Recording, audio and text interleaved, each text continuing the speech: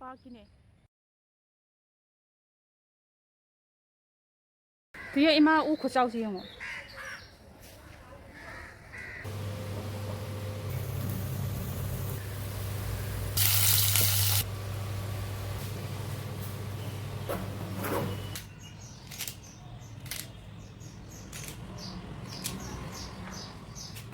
Office थेंगे ने breakfast आ से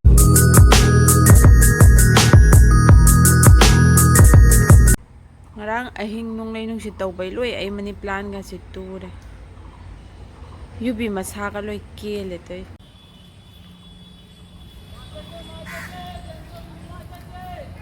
yubi manasay bong yore nung si uraga loy yung uzaw se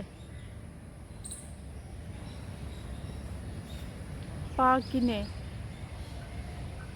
as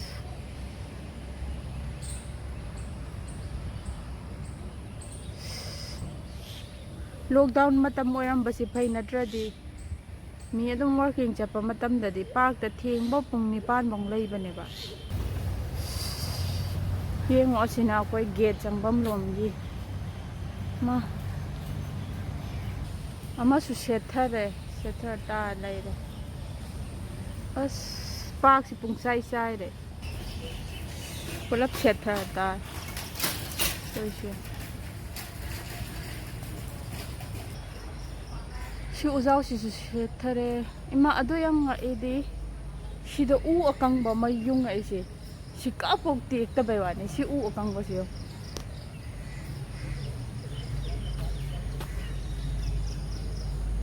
si u akang ba si ti am dora khan man ai ngarang mo tik ta na lai ram me gate mai ai u si si ma de tu re moi hojik lockdown ni mi changan da bai pak manung di changan de ba de thung roli manung da moi worker kai bade adum changba da as yung usa sin pulap ti ayam ba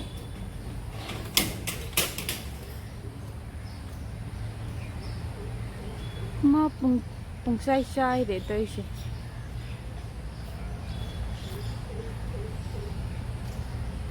yo ma Paki upan wapan may si kung riloy Prakiti da ako'y na awaba piru bay prakiti na ako'y da mo awaba pire ako'y tik putik tamala mo itukan may tik putik amde mi gate kasi usana pong tanthalle ado si na ako'y market at sam market at pay lambi ni yang diyo uzaw sina tu daraga compound wall ga siloy na te as uzaw khungnang ne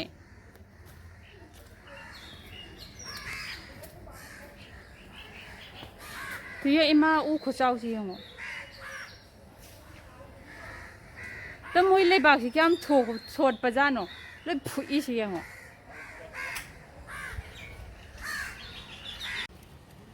ATM da chatke thok pane chana thakna bal leina ba kai case ta khara di pai da ya da mina adu yo main road ni si lambi thingare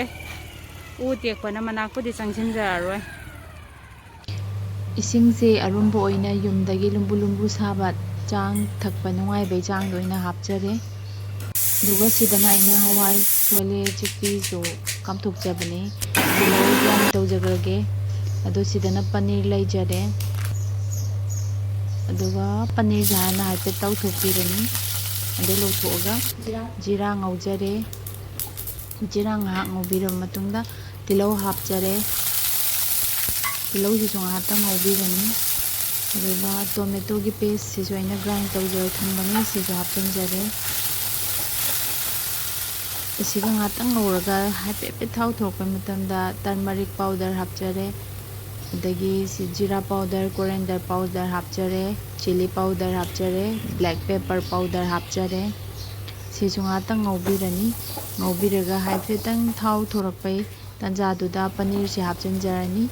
ꯑꯗꯨꯒ ꯁꯤꯡꯒꯩꯁꯤꯒꯤ ꯑꯣꯏꯕ ꯊꯨꯝ ꯍꯥꯞꯆꯔꯅꯤ ꯃꯔꯝꯗꯤ ꯑꯩꯅ ꯉꯁꯥꯏ ꯆꯤꯛꯄꯤ ꯀꯥꯝꯍꯟꯕꯗꯨꯗ ꯃꯥꯏ ꯊꯨꯝ ꯍꯥꯞꯈꯔꯦ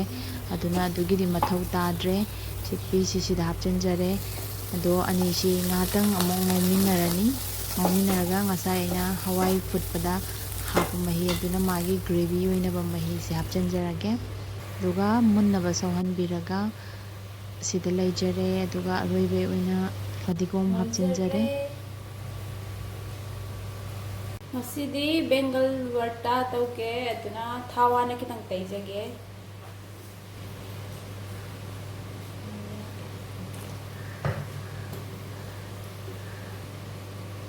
ꯑꯗꯨꯒ ꯈꯥꯃꯦꯟꯁꯤ medium ꯐ꯭ꯂꯦꯝꯗ ꯁꯨꯃꯥꯏꯅ ꯑꯣꯜꯂꯒ ꯂꯧꯕꯤꯒꯅꯤ ꯑꯗꯣ ꯃꯊꯛꯀꯤ ꯃꯀꯨ ꯈꯛꯇꯅꯤ ꯀꯥꯖꯤꯟꯗꯣꯏ ꯃꯅꯨꯡꯒꯤꯁꯤꯗꯤ ꯕꯦꯠ ꯕꯦꯠ ꯂꯥꯎꯅ ꯃꯨꯜꯂꯅꯤ ꯈꯥꯃꯦꯟ ꯑꯁꯤꯟꯕꯁꯨ ꯆꯞ ꯃꯥꯟꯅꯅ ꯁꯨꯃꯥꯏꯅ ꯂꯧꯕꯤꯔꯅꯤ ꯑꯗꯨꯒ ꯏꯁꯤꯡ ꯑꯐꯕꯗ ꯊꯥꯗꯕꯤꯔꯒ ꯁꯥꯕꯁꯨ ꯐꯕ ꯁꯨꯃꯥꯏꯅ ꯃꯀꯨ ꯐꯧꯗꯣꯛꯀꯥꯟ ꯃꯄꯥꯛ ꯃꯄꯥꯛ ꯐꯧꯗꯣꯔꯛꯑꯅꯤ ꯑꯗꯨꯒ ꯁꯤꯁꯤ ꯁꯣꯏꯕꯤꯔꯒ ꯐꯖꯅ ꯅꯝꯈꯥꯏꯕꯤꯔꯣ ꯒ꯭ꯂꯥꯁ ꯃꯅꯤꯡꯅ ꯅꯝꯃꯁꯨ ꯌꯥꯏ ꯈꯥꯃꯦꯟ ꯑꯁꯤꯟꯕꯩꯁꯤꯁꯨ ꯆꯞ ꯃꯥꯟꯅꯩ ꯁꯨꯃꯥꯏꯅ ꯃꯀꯨ ꯑꯀꯥꯕꯁꯤꯡꯁꯤ ꯂꯧꯊꯣꯛꯄꯤꯔꯣ ꯑꯗꯨꯒ ꯅꯝꯈꯥꯏ ꯊꯝꯈ꯭ꯔꯦ ꯁꯤꯗ ꯃꯣꯔꯣꯛ ꯑꯀꯪꯕꯒ ꯍꯤꯡꯒ ꯀꯥꯂꯥ ꯖꯤꯔꯥꯒ ꯁꯤ ꯍꯥꯟꯅ ꯊꯥꯗꯖꯔꯒꯦ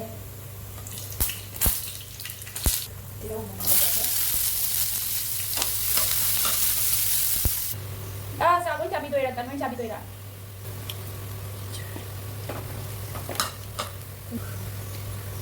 ꯇꯤꯜꯍꯧꯁꯤ ꯉꯥꯏꯍꯥꯛ ꯉꯧꯕꯤꯔꯕ ꯃꯇꯨꯡꯗ ꯁꯤꯗ chilli powder turmeric powder coriander powder ꯖꯤꯔꯥ ꯄꯥꯎꯗꯔ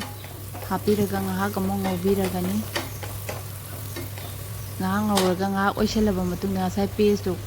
ꯈꯥꯃꯦꯟ ꯑꯁꯤꯟꯕꯒ ꯈꯥꯃꯦꯟꯒꯒꯤ ꯄꯦꯁꯇꯨ ꯑꯗꯨꯏꯗꯣ ꯑꯃꯨꯛ ꯍꯥꯞꯆꯤꯟꯕꯤꯔꯅꯤ ꯍꯥꯞꯆꯤꯟꯕꯤꯔꯒ ꯉꯥꯏꯍꯥꯛ ꯃꯨꯟꯅꯕ ꯉꯧꯕꯤꯔꯅꯤ ꯊꯨꯝ ꯆꯥꯡ ꯌꯦꯡꯉꯒ ꯍꯥꯞꯄꯤꯌꯨ ꯏꯁꯥꯒꯤ ꯑꯄꯥꯝꯕ ꯃꯑꯣꯡꯗ ꯑꯗꯨꯒ ꯃꯩꯁꯤ ꯂꯩꯊꯕꯤꯔꯒ ꯉꯧꯕꯤꯔꯕ ꯃꯇꯨꯡꯗ ꯁꯤꯗ ꯑꯩ ꯂꯣꯏꯁꯤꯟꯖꯔꯛꯑꯦ ꯁꯤ ꯃꯅꯝꯁꯨ ꯅꯨꯡꯁꯤꯔꯦ ꯑꯀꯣꯟꯕꯗ ꯐꯗꯤꯒꯣꯝ ꯍꯥꯞꯆꯔꯅꯤ ꯗꯗꯥ ꯇꯟ ꯆꯥꯅꯤꯡꯉꯤ ꯍꯥꯏ ꯇꯟ ꯑꯣꯏꯅ ꯑꯩꯅ ꯍꯧꯖꯔꯕꯅꯤ ꯇꯟ ꯑꯣꯏꯅ ꯍꯥꯞꯄꯒꯦ ꯑꯗꯨ ꯌꯥꯝꯗꯤ ꯆꯥꯗꯦ ꯇꯟ 3 ꯈꯛꯇꯪ ꯍꯥꯞꯆꯔꯦ ꯇꯟ 3 ꯑꯩꯅ ꯘꯤ ꯇꯩꯕꯩ ꯎꯠꯇꯔꯦ ꯃꯌꯥꯝ ꯘꯤꯁꯨ ꯇꯩꯖꯕꯅꯦ ꯁꯤꯅ ꯉꯁꯥꯏ ꯄꯅꯤꯔꯗꯨ ꯂꯩꯖꯔꯦ ꯑꯗꯨꯒ ꯇꯤꯐꯤꯟꯁꯤ 3 ꯈꯛꯇ ꯍꯥꯞꯆꯔꯒꯦ ꯁꯕꯖꯤ ꯑꯃꯒ ꯑꯗꯒꯤ ꯏꯟꯁꯥꯡ ꯑꯃꯒ ꯑꯗꯨꯒ ꯇꯟꯁꯤꯒ ꯑꯗꯨ ꯀꯔꯤꯒꯨꯝꯕ ꯀꯥꯟꯗ ꯁꯂꯥꯗ ꯍꯥꯞꯄꯁꯨ ꯌꯥꯎꯋꯦ ꯉꯁꯤꯒꯤ ꯑꯣꯏꯅꯗꯤ ꯍꯥꯞꯆꯔꯣꯏ ꯁ꯭ꯄꯨꯟ ꯑꯃꯒ ꯍꯥꯞꯆꯔꯦ ꯑꯗꯨꯗꯤ ꯑꯩꯈꯣꯏ ꯍꯧꯖꯤꯛ ꯕ꯭ꯔꯦꯛꯐꯥꯁ ꯑꯣꯏꯅ ꯆꯥꯊꯣꯛꯑꯒꯦ ꯕ꯭ꯔꯦꯛꯐꯥꯁꯀꯤꯁꯤ ꯁꯤꯗ ꯉꯁꯤꯁꯤ ꯕꯅꯥꯅꯥ ꯁꯦꯛ ꯑꯃ ꯇꯧꯖꯔꯒꯦ ꯑꯗꯨꯒ ꯀꯝꯐꯣꯏ ꯑꯃ ꯆꯥꯖꯔꯒꯦ ꯑꯗꯨꯒ ꯑꯦꯄꯜꯁꯤꯒ ꯆꯥꯔꯒꯦ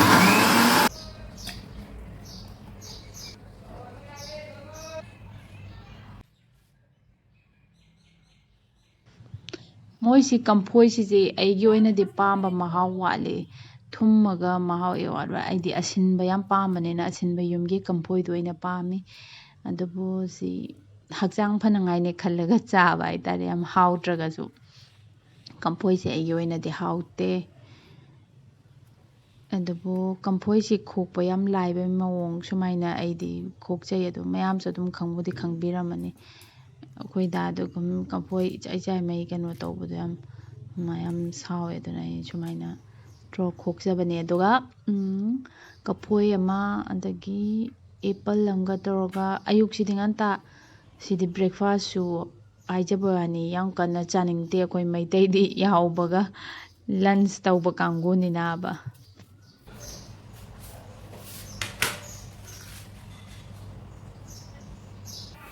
ऑफिस थेंगे ब्रेकफास्ट आया से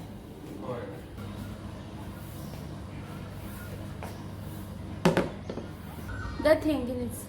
चाबा हुआ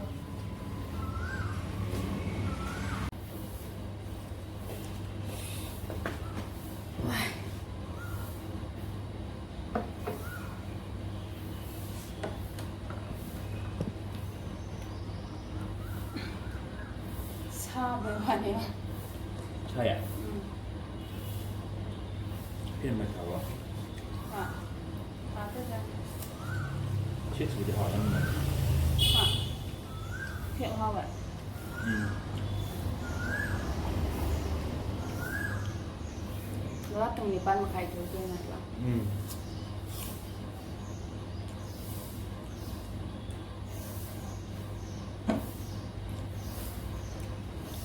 คุยนะสักหรือจะไปกันแล้วเนี่ยนั่นแบบนี่จะสั่งยังไงได้ให้ค่าจานยังไง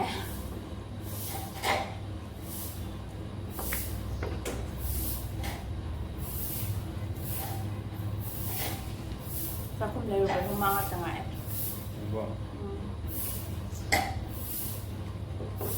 ไอ้กระเพาะจะสั่งมากระเพาะจะสั่งยังไงsila di asin bakapoy tuloy. Ako yung git, mangsang mang ko sintum na ba may ka. Hindi na pa mi. Kaya na ako yung kapoy ang horn may kapoy at ubit.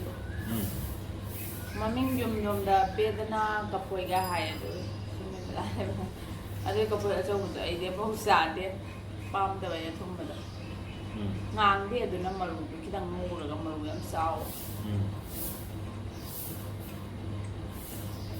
Ini imada. Ano din? Kapoy asin niya matadilo sa kain.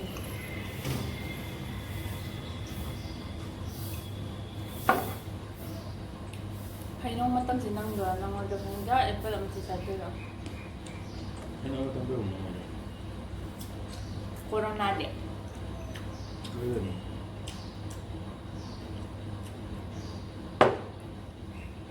Corona jika tu nam terlalu bigo ba.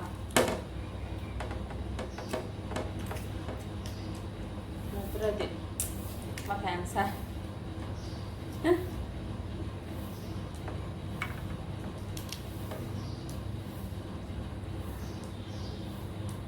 Dah sila. Kaya mali sabi lo ikipira ya. Iya, sini ya. Ya ada. Saning berapa?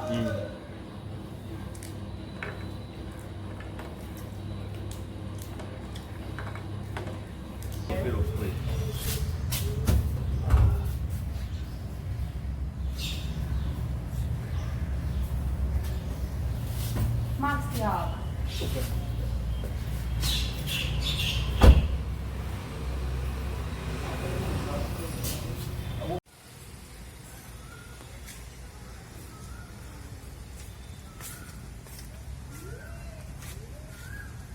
Dadah.